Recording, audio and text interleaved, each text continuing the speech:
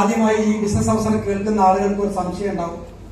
ഈ ബിസിനസ് കുറച്ച് കാണാൻ ലുക്കുള്ള ആളുകൾക്കും അതുപോലെ കുറച്ച് വിദ്യാഭ്യാസവും അതിനുപരിയായിട്ട് കുറച്ച് സാമ്പത്തിക ചുറ്റുപാടുകളുള്ള ആളുകൾക്ക് മാത്രമേ ഈ ബിസിനസ് ചെയ്യാൻ പറ്റൂ എന്നെല്ലാവർക്കും ഒരു സംശയം ഉണ്ടാകാൻ സാധ്യതയുണ്ട്. അതുപോലെ തന്നെയാണ് എനിക്കും. ഞാനത് കേൾക്കാൻ വേണ്ടി പോകുന്ന സമയത്ത് അന്ന് കണ്ടിട്ടുള്ള ഇതുപോലെ കോട്ടിട്ട് സൂട്ടിട്ട് നിൽക്കുന്ന ആളുകളെ കാണുമ്പോൾ നല്ല ചുള്ളൻ ചെക്കന്മാരായിരുന്നു. ഞാൻ ഒരു മത്സ്യത്തൊഴിലാളി ആയിരുന്നു എന്നുള്ളത് കൊണ്ട് നിങ്ങൾക്ക് എല്ലാവർക്കും അറിയാതെ എന്റെ വേഷവിധാനങ്ങൾ എന്തായിരിക്കും എന്നുള്ളത്.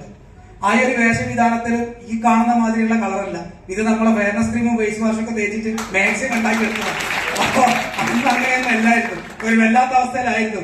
മീൻ ഇഷ്ടം പോലെ കിട്ടുമല്ലോ, അതുകൊണ്ട് തന്നെ പൊരിച്ചിട്ടും കരിച്ചിട്ടും ഒക്കെ തിന്നു വല്ലാത്തൊരു വയറും തടിയിലായിരുന്നു. പക്ഷെ അന്ന് അത് കേൾക്കുന്ന സമയത്ത് നിങ്ങൾ മനസ്സിലാക്കേണ്ട ഒരു കാര്യം, അത് കേൾക്കുന്ന സമയത്ത് എന്നെ കൊണ്ടത് കഴിയോ, ഇന്നിപ്പോ ഇവിടെ കുറെ ആളുകൾ അങ്ങനെ ചിന്തിക്കുന്നുണ്ടാവാം, എന്നെ കൊണ്ടത് കഴിയോ എന്ന് ചിന്തിക്കുന്ന ആൾക്കാർ. സുഹൃത്തുക്കളെ, ഇതിന്റെ അകത്ത് പ്രോഗ്രാം പറഞ്ഞു വരുന്ന നമ്മളെ ലീഡേഴ്സ് നമ്മളോട് പറയുന്ന ഒരു വാക്കുണ്ട്: no qualification, no experience, no target, no area limit. ഇങ്ങനെ കുറെ കാര്യങ്ങൾ പറയുന്നുണ്ട്. ഒന്നും വേണ്ട എന്ന് പറയുന്നത്. ഞാൻ ഈ ബിസിനസ്സിൽ മനസ്സിലാക്കിയതിനു ശേഷം ഞാൻ എല്ലാ സ്റ്റേജിൽ നിന്നും പറയുന്ന ഒരു വാക്കുണ്ട്: ഒരു ക്വാളിഫിക്കേഷൻ വേണം പ്രിയ സുഹൃത്തുക്കളെ. എന്താന്ന് വെച്ചാൽ ഉള്ളിൽ അടങ്ങാത്ത ഒരു തീ വേണം പ്രിയ സുഹൃത്തുക്കളെ. ആ തീയുള്ള ഒരു വ്യക്തി മാത്രമേ ഈ ബിസിനസ്സിൽ രക്ഷപ്പെടാൻ പറ്റൂ. അതെനിക്ക് ഉണ്ടായിരുന്നു. ചെറുപ്പം മുതലേ കഷ്ടപ്പാടും ദുരിതവും മാത്രം അനുഭവിച്ചു. അതുപോലെ ഈ മത്സ്യബന്ധന മേഖല എന്ന് പറയുന്നത് നിങ്ങൾക്കറിയാം, ഈ നാട്ടിൽ വരുന്ന ഒരു പുരോഗതിക്കും അതിൻ്റെതായ പ്രാതിനിധ്യം നൽകാൻ കഴിയാത്തതും അത് അനുഭവിക്കാൻ കഴിയാത്ത ഒരു സമൂഹമായിരുന്നു. കാരണം എന്താണെന്ന് വെച്ചാൽ കടലും അതുപോലെ തന്നെ ആ സമൂഹവുമായി അങ്ങോട്ടുള്ള ആ ഒരു തീരദേശവുമായിട്ടുള്ള ജീവിതമായിരുന്നു. ഈ കാണുന്ന 6 വരി പാതയും മറ്റുള്ള എല്ലാ സുഖ സൗകര്യങ്ങളും, ഇന്ന് കാണുന്ന ഒരു സുഖ സൗകര്യങ്ങളും മത്സ്യത്തൊഴിലാളികളായിട്ടുള്ള ആർക്കും തന്നെ ജീവിച്ചനുഭവിക്കാൻ പറ്റാത്ത ഒരു സാഹചര്യങ്ങളാണ്.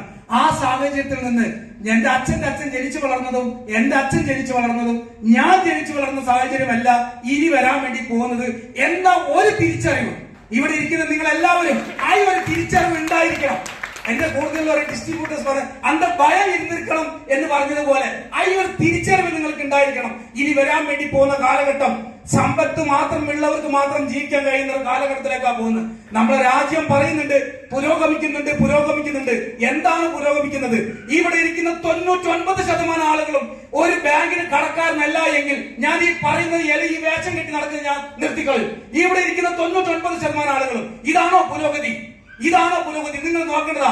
ഇവിടെ പണക്കാരന് മാത്രം എല്ലാ സുഖ സൗകര്യങ്ങളും കിട്ടുന്ന ഒരു കാലഘട്ടത്തിലൂടെ നമ്മൾ കടന്നു പോകുന്നത്.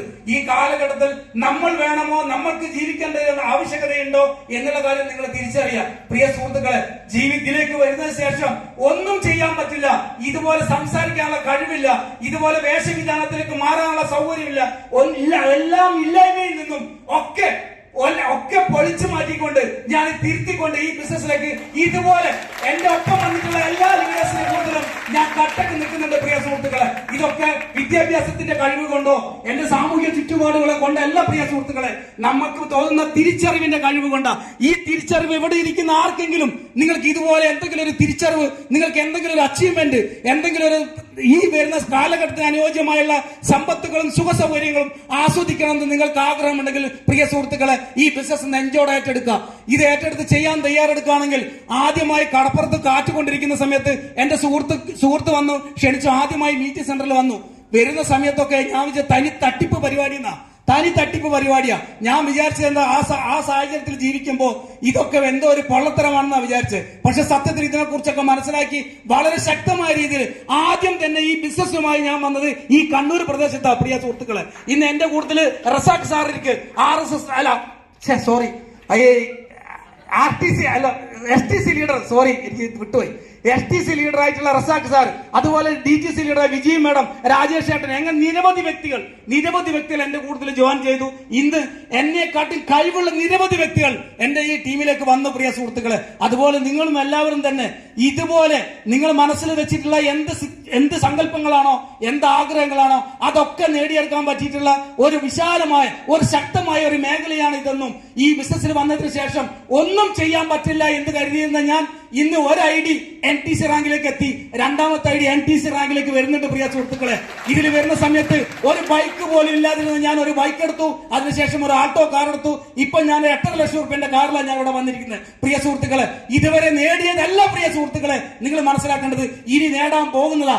ഇനി വരാൻ വേണ്ടി പോകുന്ന 2025, 2026 കാലഘട്ടങ്ങളിൽ ഇവിടെ വരാൻ എനിക്ക് ഭാഗ്യമുണ്ട് എങ്കിൽ തീർച്ചയായിട്ടും ഭാഗ്യമുണ്ടാവും, ഒരു സംശയവും വേണ്ട. ഒരുമ്പെട്ടിറങ്ങിയതിന്റെ മുമ്പിൽ വിധിമായി വഴിമാറി തരുന്ന നമ്മളെ ലീഡേഴ്സ് നമ്മളെ പഠിപ്പിച്ചിട്ടുള്ളത്. അതുകൊണ്ട് അടുത്ത പ്രാവശ്യം, അടുത്ത കാലങ്ങളിൽ ഇവിടെ വരുന്ന സമയത്ത് 20, 25, 30 ലക്ഷം റുപ്യന്റെ കാറിലായിരിക്കും പ്രിയ സുഹൃത്തുക്കളെ ഒരു മത്സ്യത്തൊഴിലാളിയായി ഞാൻ വരാൻ വേണ്ടി പോകുന്നത്.